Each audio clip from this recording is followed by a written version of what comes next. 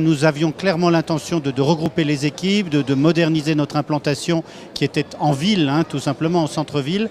Et c'est vrai que pour assurer une meilleure cohérence dans nos activités, plus de synergie entre nos services, on a souhaité depuis longtemps organiser une réunion de l'ensemble des sites. Et donc il a fallu être aidé, et je l'ai pu le dire pendant l'inauguration, Investin-Reims a conseillé. Alors c'est vrai que Besançon était visible. Moi je me souviens de la première fois où je suis arrêté en TGV, dans la nouvelle gare TGV, on voyait Reims à l'horizon et puis beaucoup d'espace disponible entre les deux. Ce qui est fascinant, c'est de voir à quel point ça s'est rempli et donc nous participons à ce mouvement. Alors oui, je dis que les maisons de Champagne sont quasi fondateurs de l'AGRR, l'Association Générale de Retraite par Répartition. AGRR a été créée en 1951.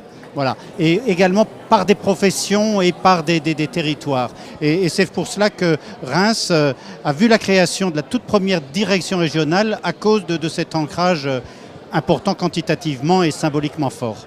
Reims est une véritable opportunité pour implanter des activités qui n'étaient pas forcément exercées ici à Reims. Non, Reims, je crois, a beaucoup d'atouts. Beaucoup d'atouts par à la fois la proximité de Paris et de Strasbourg. C'est un endroit qui est commode d'accès. C'est un endroit qui certainement se développera encore en termes de capacité d'accueil et de capacité d'accueil de grands événements.